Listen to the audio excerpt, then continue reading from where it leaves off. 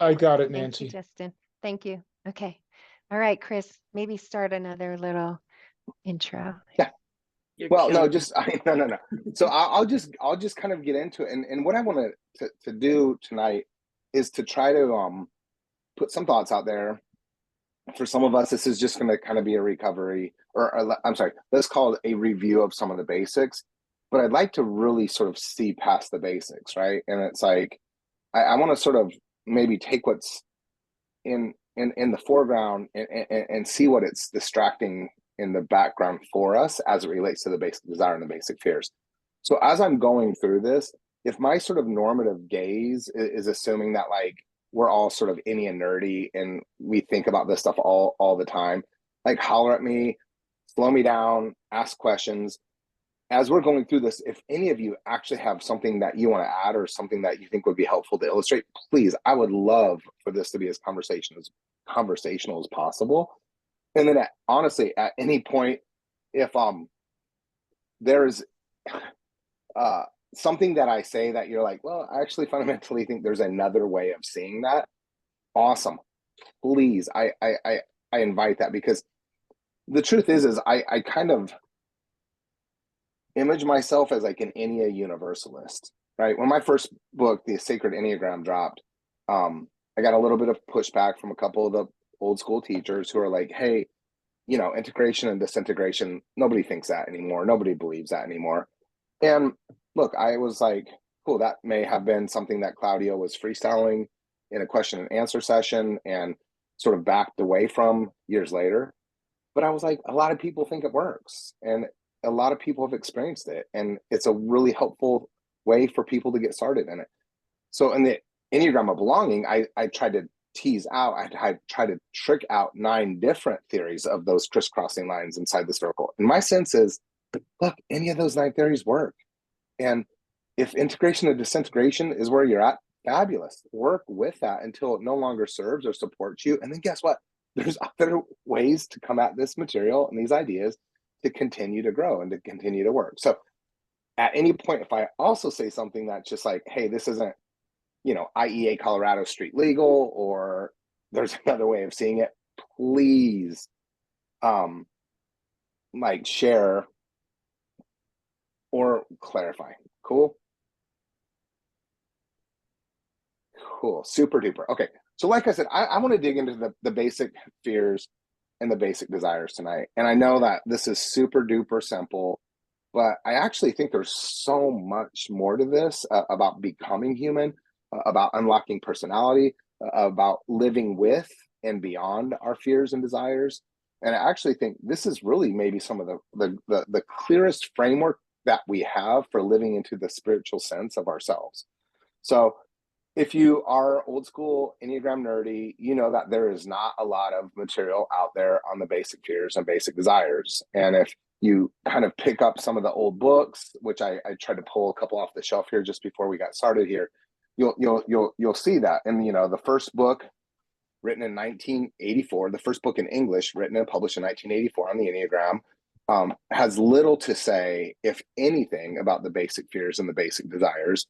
But in the beginning, when they were trying to do a little bit of type description, they talked about these things that each type sort of felt compelled to be or compelled to do.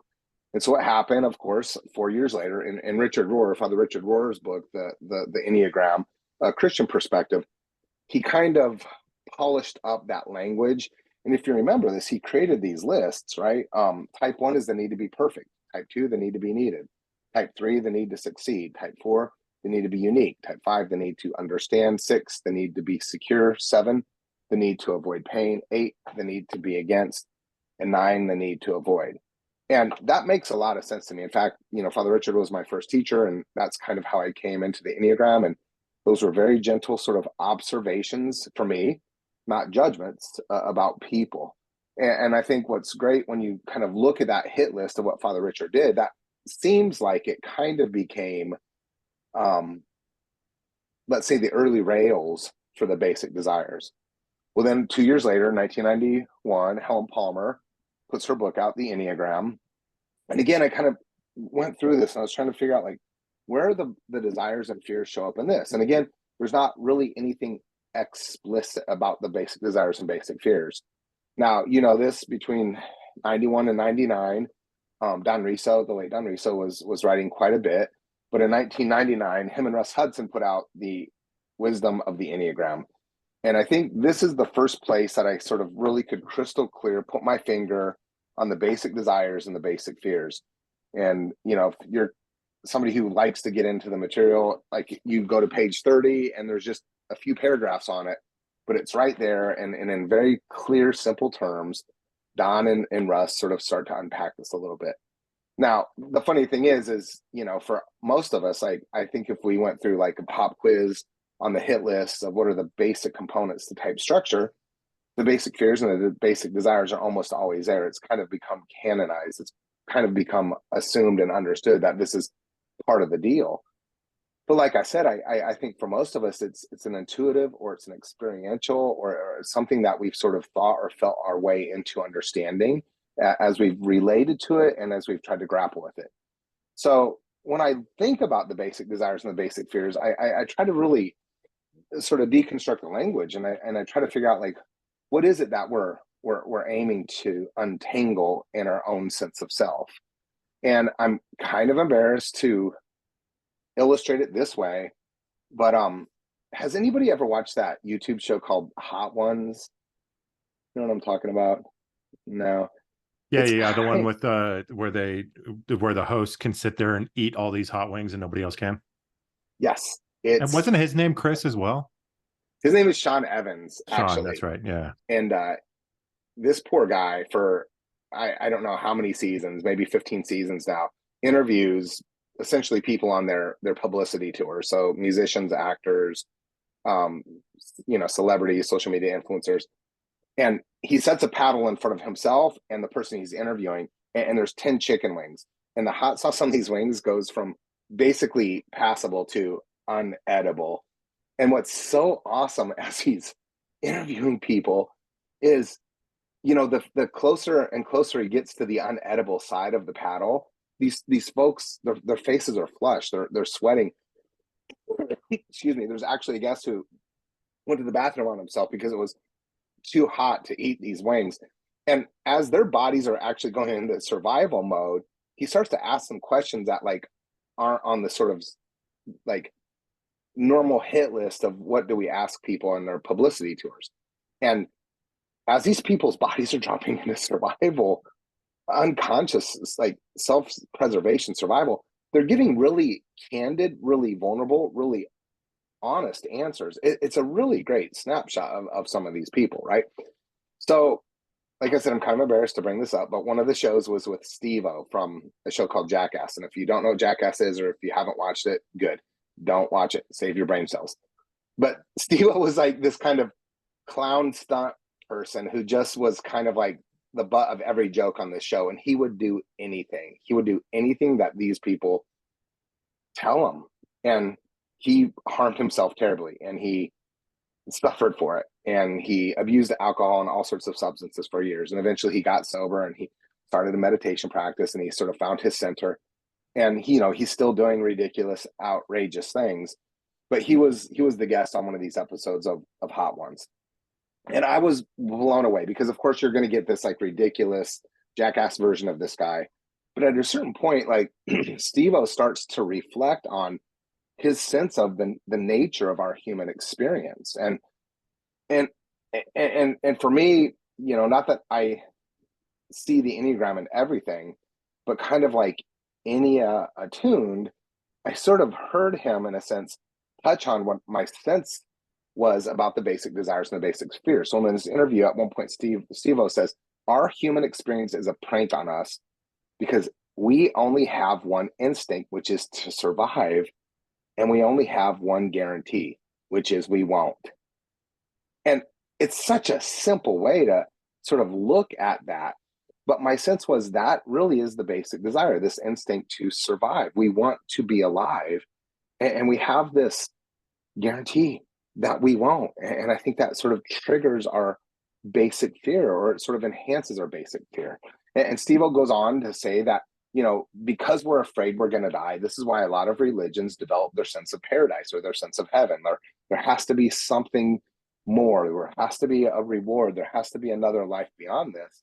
And for people who are religious and for people who aren't religious, this is also touches on this basic desire. And Steve said to live, and that's why we have children, to live beyond and to live on in them. Now, it's funny, the person that I'm dating, family is Hmong, and their grandmother recently passed away, and this was a matriarch for their family, and she raised so many of my girlfriend's siblings and cousins. And so over the course of this 4-day funeral ritual, almost 800 people came to honor her and to pay tribute to the life that she lived. And she told me, she's like, hey, if you come in a day early, you're going to have to help the guys butcher the cows, I guess, because they end up killing 5 cows and 2 pigs and then a number of chickens, in a sense, for the grandmother's next life to resource her. But then also for 4 days, they're feeding everybody 3 meals a day, and it's very practical and very incredible. Well, I told one of my friends, I said, hey, I might head out to this funeral, and they said I might have to help kill the cows and butcher them. And he goes, dude, have you ever killed anything? And I was like, oh, I haven't killed anything. He's like, it's gonna be awful for you. And I was like, what? And he's like, when anything dies, I don't hunt, so I don't know if this is true or not. He's a hunter. He said, when anything dies, it suffers, it cries. Even if you get a perfect shot, it's fighting to live. And he said, you're going to suffer seeing something fight to live as it's passing on. And my sense was that, like, it kind of broke my heart for a second. I was like, I don't think I want to do that. But my sense was it kind of gave me compassion for myself and everybody else. It's like, we're suffering. All of us are suffering. And we're suffering because we want to live a life that's probably more of an illusion than the truth of the gift of our essence. And yes, we've spent decades resisting that death, resisting these necessary transformations. And so when we have to contend with them, when we have to confront them, when we have to trust fall into them, we have to give ourselves that sense of compassion and let ourselves, in a sense, let parts of ourselves, in a sense, die with honor, die with dignity. And I think that's what's going on here with the basic desires and the basic fears. Now, I also want to say this, that our basic desires and our basic fears are sensible. There's their purpose. We need them, right? I used to say this a lot, that our fears are an illusion, right? For 20 years, I lived in this gorgeous brown brick 1920s townhome here in Midtown Omaha. And on Saturday afternoon at 3, when the floors creaked, I was like, oh, this old house is so charming. But it's Saturday at 3 in the morning, if the floors creak, look, I prefer nonviolence, but somebody better not be in my house or I'm coming after them. And the only thing that changes when the floors creak at 3 in the afternoon or 3 in the morning is my sense of awareness, my lucidity, the light and the darkness. And so I used to metaphor that against fear, that like most of our fear are illusions, and that actually to sort of contend with and to confront fears, we tell them the truth. But at the same time, our fears are sensible. Our fears keep us alive. I don't know if any of you have seen that sort of TikTok video of these zebras out in the Serengeti, and there's these antelope, and there's a little baby, and it's so sweet, of course, and it's so cute. And these zebras stomp it to death. They trample it to death.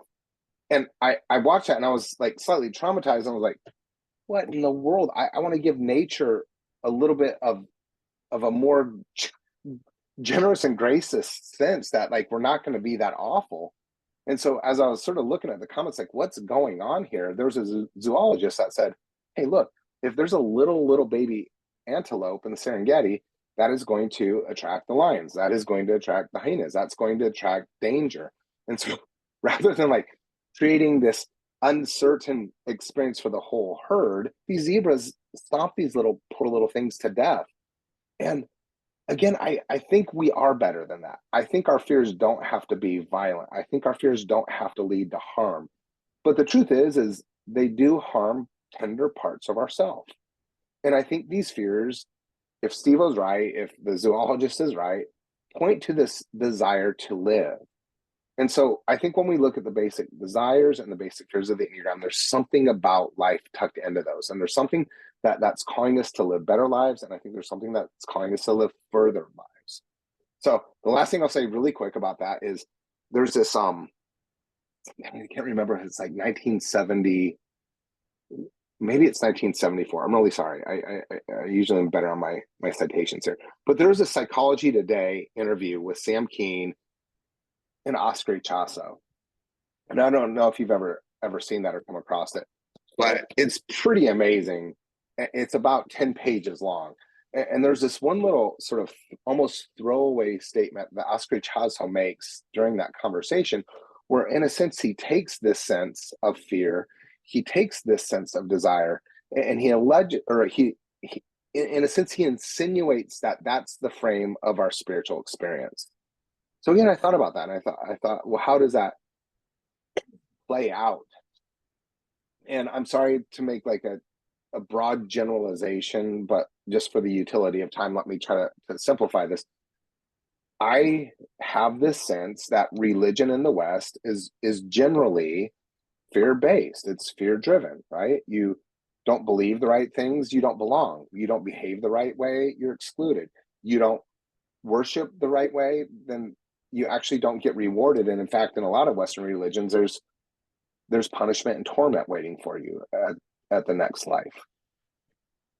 And to stretch that a little bit further, my sense is many Eastern religions aren't fear-based, they're desire-based, right? I mean, Buddhism at its simplest is our suffering is because of our desires, right? I lived in India for years, and I was back then a very different kind of religious person that I am now. And one of the things that I could not make sense of were the tantric and erotic temples, right? In my religious socialization, like that kind of desire wasn't spiritual. That kind of desire was actually sinful. But you see, there's this sense of, in a lot of Eastern philosophies and religions, if you can relate to your desire appropriately, it leads to your liberation. It leads to your enlightenment. And so my sense is, maybe in the East and maybe in the West, we've each gotten part of this, right? That we frame our sense around fear and desire, and that we don't have to be afraid of either, and we don't have to be controlled by either, but we allow these to be sort of the rails towards this journey inward where we allow ourselves to be free.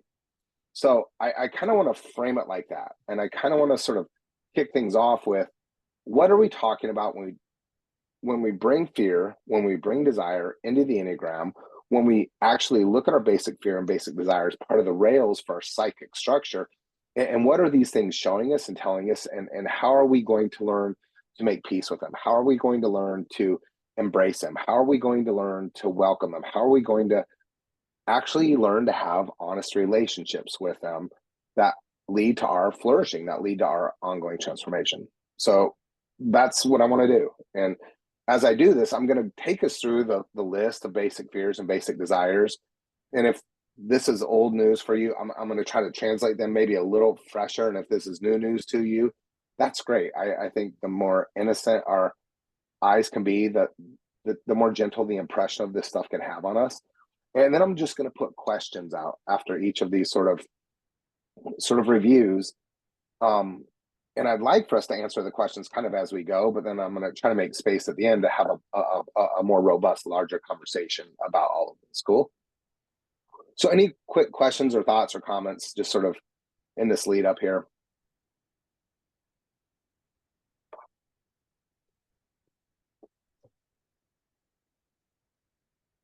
There is a question in the chat from Suzanne, and she says, Chris, what you are saying is resonating. Whoops, I just lost it. Is resonating with my experience in high school in the Texas Bible Belt. And these days I find Eastern philosophy so soothing and helpful. So she's confirming. Okay, no questions. And thanks for sharing that, actually. So let's jump in. And what I'm going to do is I'm going to share my screen here, and I'm going to put up a little slide. Can you all see that? It looks like an Enneagram. Yep. Okay, super duper. In my sacred Enneagram book, I tried to take the components of type structure, and I tried to frame them in terms of the story that they show us about our sense of self. Because one of the things that Russ Hudson and Don Riso say is that the basic desire is this return to essence, in a sense, and the basic fear is that we've kind of lost contact with essence and we're not going to get back there, more or less. That's hopefully a not too clumsy paraphrase.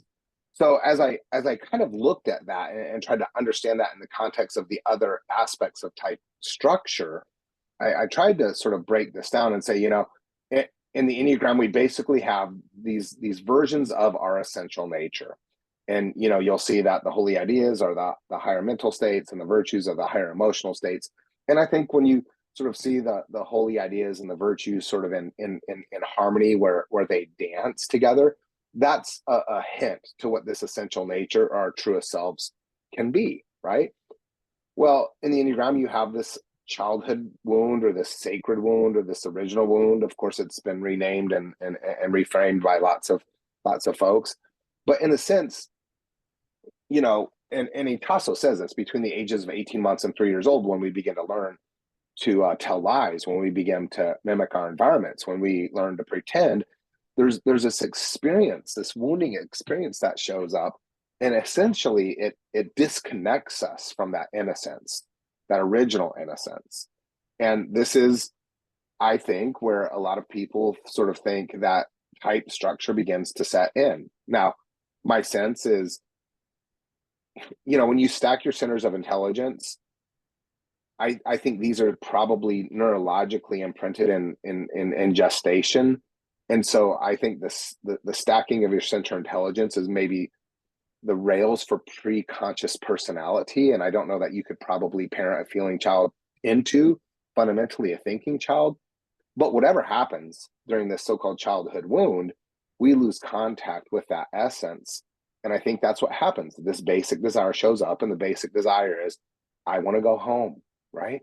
And this is what we see in great story. This is what we see in great myth, right? This is why The Wizard of Oz is a pretty great illustration to talk about the Enneagram, because Dorothy is living in a dream. And when the dream gets old and when the dream wears out, what does she want? She wants to go back home. And I think that's our human experience. We want to get back to our innocence. We want to get back to our truest self. We want to get back to our essence, right? This is the same thing Michael Goldberg, the Jewish mythologist, sort of breaks down in his work, where he says that Odysseus, after the 10-year Trojan War, right? Odysseus wants to return to Ithaca to be reunited with his wife, Penelope, to be reunited with his son, to be reunited with his dog, Argus, of all things. And what should have taken 2 weeks by sea ends up taking 10 more years. He gets waylaid. And, Michael Goldberg basically breaks this down. It's brilliant. He says Odysseus makes 9 stops on his way back to Ithaca, and they follow the Enneagram structure, starting at point 9, counterclockwise around the circle. It's remarkable. And his sort of punchline is this: like, before Odysseus can go home, he sort of has to ingest and metabolize and process the energies of these 9 types and release what no longer serves him, so that when he's home, he can be unencumbered, right? So that's what we're trying to do here. We're trying to get home. And I think that's what the basic desire is. I want to be free. I want to be hopeful again. I do want to be trusting again. I want to have faith again. But you see, there's this basic fear that kicks in, and the basic fear is, no, you're never going to get home. And because we're afraid we're never going to get back home, then yes, type really fortifies, and we get stuck with this clumsy dance between our passion, which is really our heart suffering the loss of contact with essence, and our fixation, which is our mind telling our heart, hey, that makes sense. Keep suffering like that. That's justifiable. That's actually going to help you get there. So if we have this original virtue and there's an attack on the virtue, whether it's a real attack or it's the impression or the misinterpretation of attack, there's always this virtue intention, which is, I want to get home. But there's a virtue compulsion. I will not get home. And so type is the playing out of that. And I think that's a pretty simple way to at least start to understand the basic fear and the basic desire. The basic desire, I want to be reconnected with essence. The basic fear, I won't be able to be reconnected with essence. And because of that, right, our ego plays out, our ego suffers. And, if I could say something that I hope is okay, my sense is that's really what is at play with the Enneagram of personality. That it's not really about 9 types of personality structure or the 9 archetypes of human character structure, but it's really about the 9 ways that we want to be loved, the 9 ways that we're afraid we're not going to get the love that we desire, and so the 9 ways we suffer out of that fear that our desire won't be met. And I think if we could be honest with that and look inward, then yes, I think we see that we are in this awkward dance ourselves with these fears and desires. So let me throw the desires up first here, unless there's any questions or comments or any clarifications here real quick.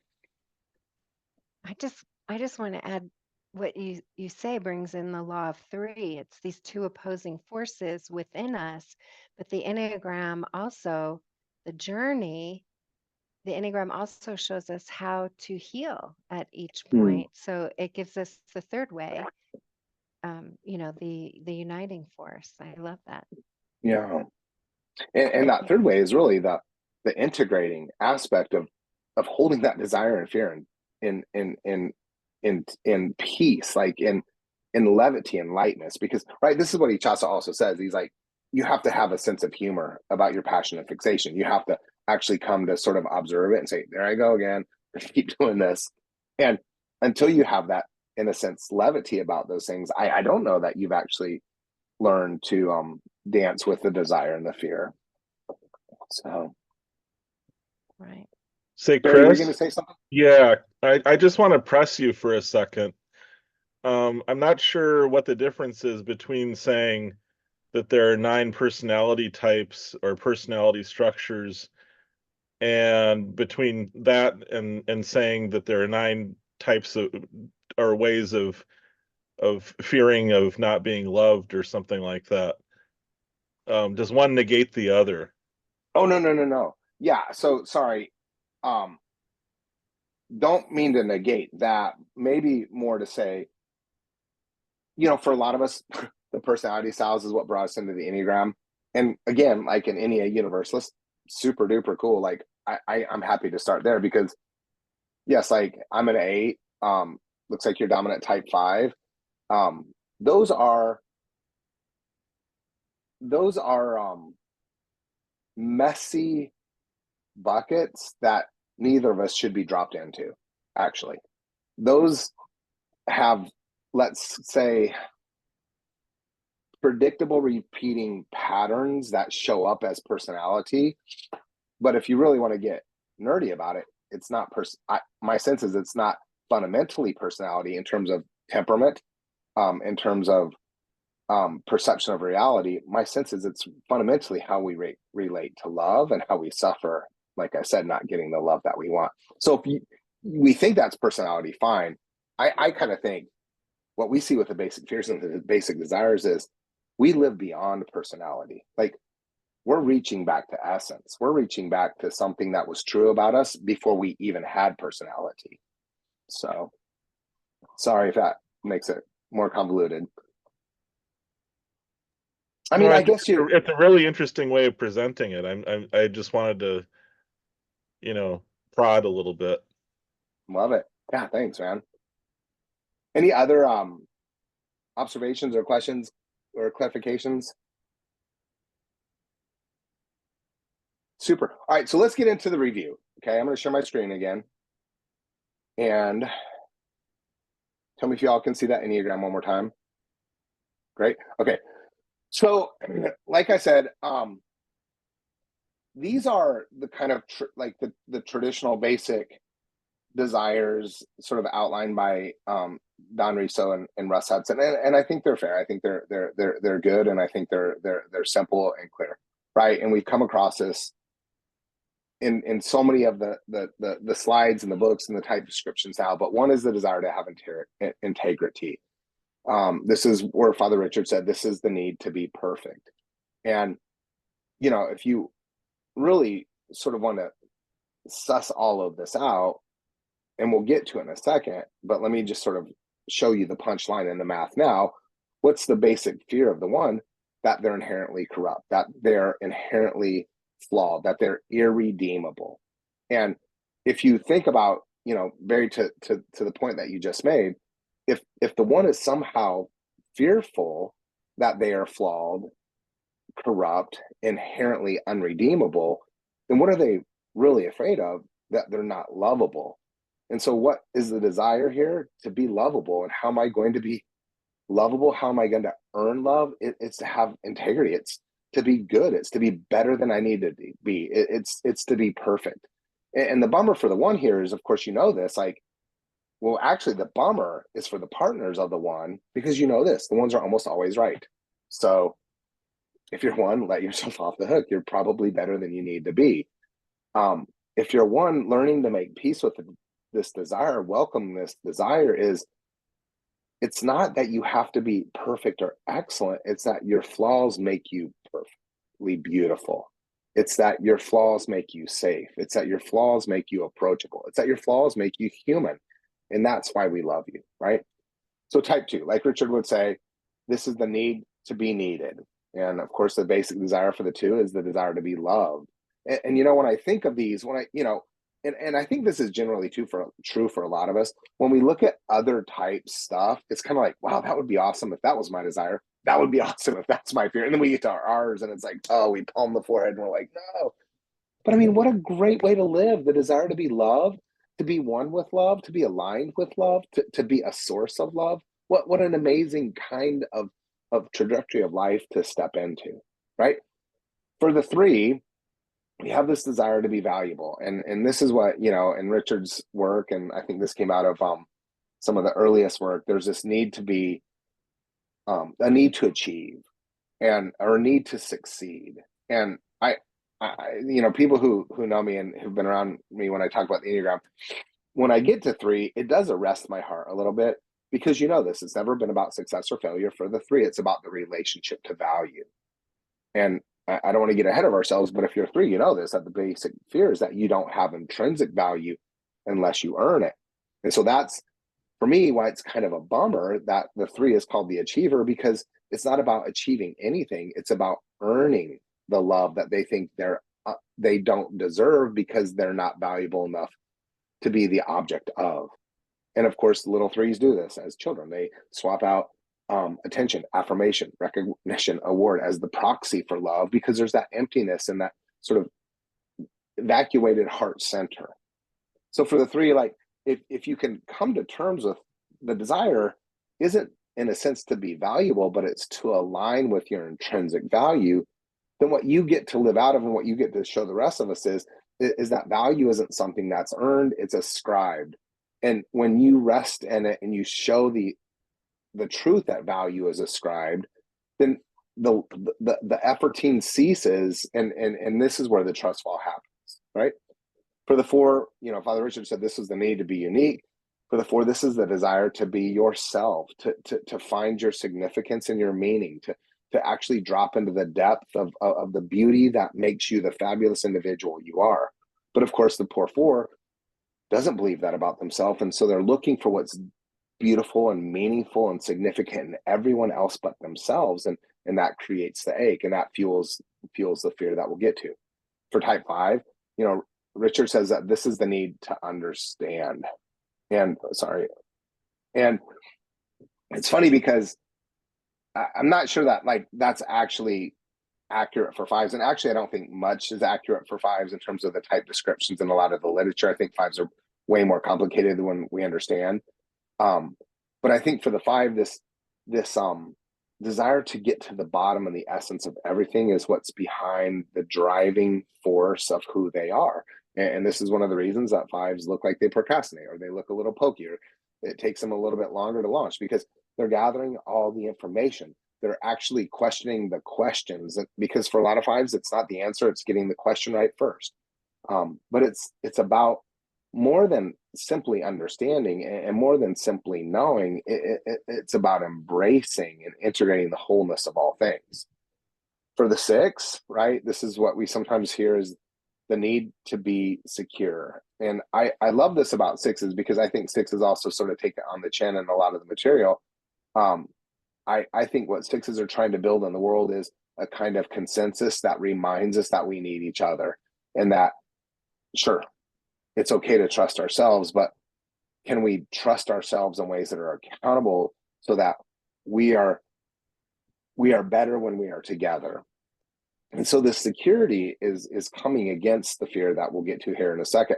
But man, you know that when the six is aligned with this is where they become a source of courage and a source of faith. And this is, and we'll follow a six anywhere.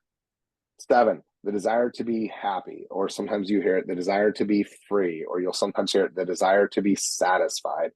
And of course, this comes from one of the so-called notions of the childhood wound, where there's this kind of frustration relationship with a nurturing caregiver. And it makes sense, because if you look at the drawing of the Enneagram, the 2 is the only one that doesn't have a natural connection to its head center through a wing or a path. And the 7 is the only one that doesn't have a natural connection to its heart center with a wing or a path. And so, of course, the 7 is going to be frustrated with nurturing care in its early holding environment. And that frustration is going to lead to the illusion that I need more. And what will make me happy isn't simply more, but it's all of it. But of course, the 7 is so smart, and the 7 mind moves so fast, that this sort of kicks into this fixation of anticipation or planning, which is, but whatever it is that I'm consuming to distract myself will eventually be used up, and there will be something waiting for me at the end of it, which is the pain in my heart. So let's keep having more. I just had a call today with a 7, and it was amazing. She said exactly this. In November, I sat down in my journal and I wrote down that I want to be happy. And I was like, of course you do. Do you deserve to be happy? Was the question I asked her. And then the third question was, do you let yourself be happy? And can you sit in that happiness? Can you stay in that joy? Can you actually let it wash over you? Right? For the 8, this is the need to be against. And of course, a way to understand that need to be against is there's this betrayal narrative that us 8s have, that everybody is going to hurt us, sell us out, jump ship, or do something to harm us eventually.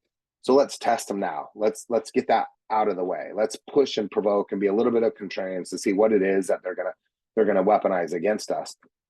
And the traditional desire is to protect themselves, and that's kind of a bummer when you see that sort of fused with this conflicted relationship of control that 8s have.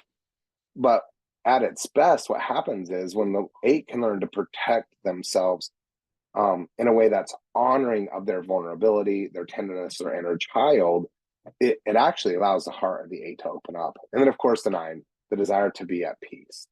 This desire to knit together all that is broken in the world. This desire to harmonize things that don't seem to go together, as well as the things that should be together that are no longer together. And this is one of the reasons we love 9s, that they sort of bring us back to earth, and they show us what it looks like to love and to be loved. So that's a super basic refresher. Anybody want to comment really quick on that in terms of how you experience that or feel that yourself? How does that show up for you? And maybe 2 or 3 people could sort of talk that through with us. Well, to give an example with what you had today, I'm also a type 7, and allowing myself to sit back and actually be happy is the hardest fucking thing in the world. I know that's what I want, but actually to sit down and be like, I'm happy. I've got 7 cars. Can I be happy finally? No.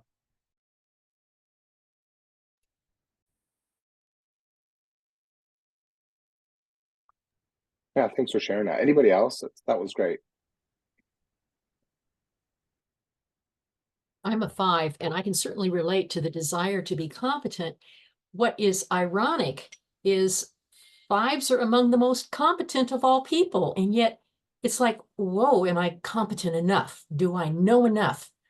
Have I got enough information? Yeah, it's funny because, like I said, 1s are basically always right, so it's kind of a bummer for the partner of a 1, and 5s are basically they're not wrong. And I know that's like splitting hairs, but if you're a 1 or a 5, you kind of know the difference of what I'm talking about. And you're not wrong. Like, you figured it out. Like, it's enough. Like, you can actually move on to the next great question, without sort of getting stuck in the minutia of the one that you've been sort of spinning your wheels in.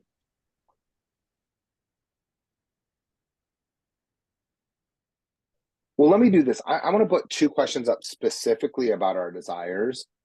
And I'd like for 1 or 2 of you to, like, if you feel like you could really sort of lean into the question, answer that. And if there's, if this kind of feels like him springing this on you, then at the end, like Nancy said, I think we'll have time for a little bit more prolonged conversation. But the 2 questions I kind of want to put out there for us as we learn to relate to our basic desire is, how do you embrace your desire? And how have you cultivated a positive relationship with desire? And, I'll say this as an 8, like, the passion of the 8 is traditionally lust. And in the Enneagram of belonging, I'm an 8. I want to pick fight with everything, including language. Like, I tried to pick fights, let's say, with the traditional languaging of our passions. And I try to say, we experience our passion as a carnal hunger in our body, an emotional ache in our heart, and a sort of existential restlessness in our head. And I think a pretty easy one to illustrate is a 9, right? 9's passion is sloth. And, you always hear the teachers and the authors say something like, well, it's not sloth, it's more like apathy. It's not exactly sloth, it's more like blah, blah, blah, fill in the blank. My sense is this: 9s carry that passion as fatigue in their bodies. They're exhausted from trying to knit the world together all day long. They bring it into their heart, and it's not apathy. I don't think 9s are apathetic. I think 9s are loving. And so it's lassitude. It is like a wash rag wrung out, the last drop. They are pouring out their love, and their hearts are exhausted. So if it's fatigue in the body, it's lassitude in the heart. They bring it into the head, and it's numbness. And yes, I have to check out at the end of the day, because tomorrow I have to start over and do this all over again. And it's not seen, and it's not appreciated, and it's not known. And I think that's probably a fair take on sloth. For lust, for the 8, my sense is it is desire in our body, it is excessiveness in our heart, and it's impulsiveness in our head. And yes, as an 8, like, I have had a really hard time in my life, especially my religious social conditioning, learning to relate to desire. So the question is, how do you embrace your desire, or how have you cultivated a positive relationship with desire? And would love for anybody to sort of put a little bit of your heart into that. I can go first as a heart type and type 2. So the desire is to be loved, and it falls into the need to be needed. And how I embrace the desire, how I've come to learn to embrace the desire as a heart type, is when I'm feeling that need to be loved, stopping and asking myself, am I loving myself? Because as a type 2, that's where I'm falling away, is I'm so outer focused on others, I'm forgetting what I need and how to take care of myself. And so it becomes a positive, because it's a reminder to turn inward and to ask myself, what do I need? Not that I need to be needed by somebody else, because that's a bottomless pit. No matter how much I'm needed, I just get exhausted, and then I go into resentment, and it's just this circle of suffering. But to look at myself and say, whoa, am I forgetting to love myself? Am I forgetting my own needs? Yeah, that's great. Thanks, Nancy. Appreciate that. Anybody else want to, sort of in the Just spirit of that kind of unmute. vulnerability? Barry, go ahead. I found something really great recently. In Ginger Lapid Bogda's The Art of Typing.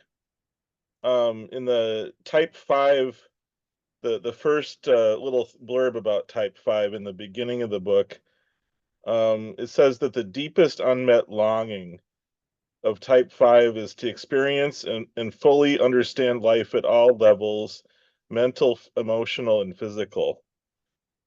And I guess that really hits the nail on the head for me, and it has been my deepest desire.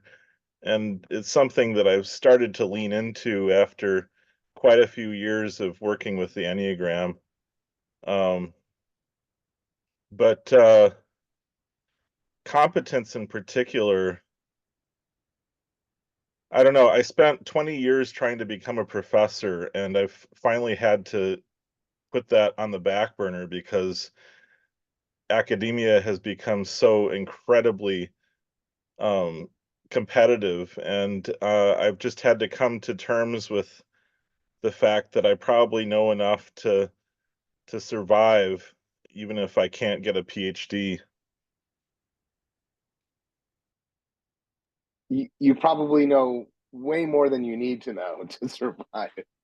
And I love what you just said, because I think it's fair for all of us. Like this longing or this desire, it really is to feel alive. Like, you know, the note that you referenced, like, you know, when you even said something, or she says something to like sort of harness everything out of all aspects of life, even for the five, to get into your body, to feel alive and to be alive. Like, that's the point. And I think that's the point here for all of us. We have a desire to live. We have a desire to love. And I actually think that these desires can serve us. I actually think these desires can be good and beautiful, because they're true in us. The bummer is we give in to the desires. The bummer is we let a fear sort of narrate the desire. And the bummer is the fear malforms it and turns it into something that it was never meant to be. So let's jump on this hit list of the fears real quick. Is that okay? Yeah. So I'm going to share the screen one more time. Can you see that again? Little Enneagram? Super duper. Okay. So these basic fears are when I look at these kind of break my heart, because I know that for so many of us, these shape our experiences. I know for so many of us, these are the voices in the back of our head, right? I know for those of us who grew up religious or socialize in religious communities, there has to be this correction that says, hey, all this fear, all this shame, all this guilt, all this doubt, all this resentment, we've sometimes mistaken that for the voice of the divine, when actually your notion of God is not as hard on you as you are on yourself. And my sense is the part of ourself that's hard on ourself is often fueled by these fears. So of course, for the one, this is the fear of being bad. Like I said, of being irredeemable, of being so flawed that you're somehow corrupt. And man, if you are one, you know, I hope you know this at a cellular level, that is not true of you. You are beautiful. Like I said, it's your flaws that make you perfect, and that you can live with and beyond them, because they don't define you. And for all of us, that's kind of the point here, because this is one of the tendencies of our human nature, is to allow a fragment of ourselves, to allow a fragment of our identity to lay claim to the whole of who we think we are. And that's why a lot of us go see a therapist and do parts work, because yes, there are different parts of us, but we're not any one of those parts. And so to over-identify with our fear, it really is a kind of violence against the most tender part of yourself. So fear one, remember this, you're good. And that desire in you to be aligned with the good is how you're going to help heal the world. And when you can say yes to that and live into the beauty of that, that is the piece of the puzzle that you bring to help sort of nurture and nourish the new we that we are all hopeful midwives of, right? So for the two, and Nancy, I think you just did such a great job of opening your heart for us with this. This is the fear of not being loved, or not being worthy of the love that you want, or somehow being unlovable. And it's like, oh my God, if you know twos, you know they are the embrace of the Enneagram. They're the nurturing, heart forward presence in the world. They're the people that we trust and go to untangle the pain and the interpersonal drama in our lives. They're the counselors for love. And to sort of say that they're the most lovable maybe is a little unfair, because all of you are a version of lovable just as you are. But twos, you can't hide it. We see it in you. We feel it in your voice. We see it in your gaze. It shows up in your presence. And so to give into this fear sort of steals something from you that the rest of us need, right? For the three, this is the fear of being worthless or without inherent value. And like I said earlier, that really does sort of break me up a little bit inside, because this sense of grounded authenticity, this sense that you are born to be a source of truth in the world, has to come from this sense of the truest part of you is the part of you that is authentically valuable. And I hinted at it earlier, but it's the reminder to the rest of us that value is ascribed, it's not earned. And if you think you have to earn it, then it's not rooted in love, right? For the four, this is the fear of being without identity or personal significance. For the four, this sometimes shows up as, I don't know where I belong. I don't know who I belong to. I don't know where the best of me comes from.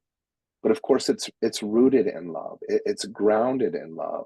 You actually share that love because you see the meaning of it impacted in the world and in the rest of us.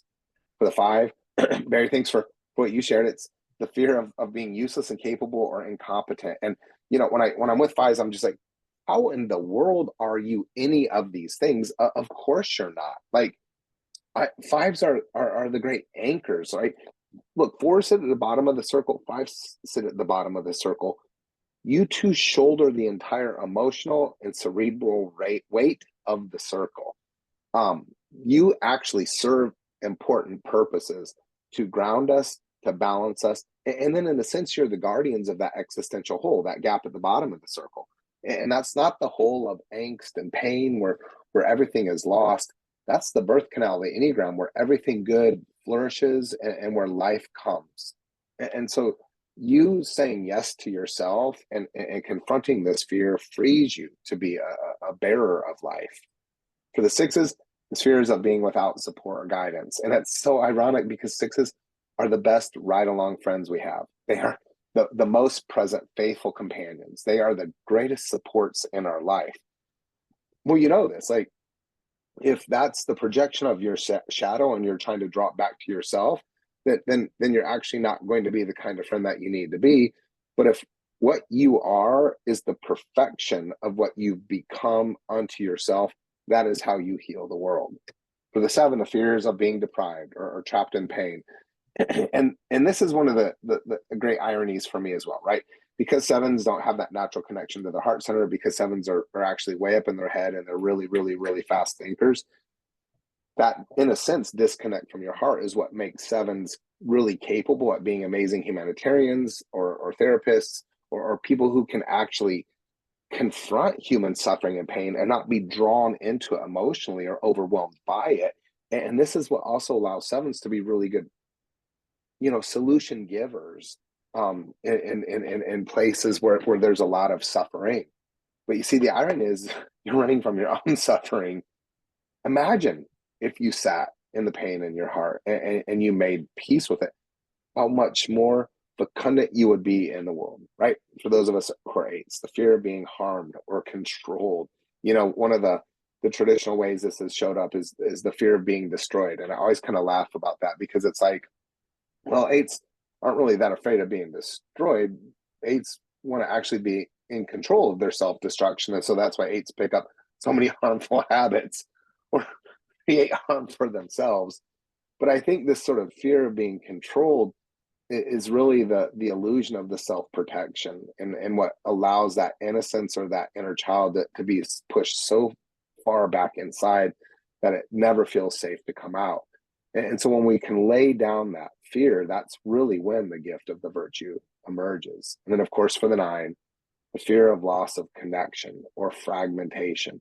And this is what makes nines so beautiful in the world, because this fear is really the driving, what presents as the so-called peacemaker, so-called mediator version of them. But really what we see is the nine sits at the top of the circle as the archetype of all human character structure, the circle being the embrace, the arms of the nine holding us together, and the nine actually knitting together the love that allows all of us to belong.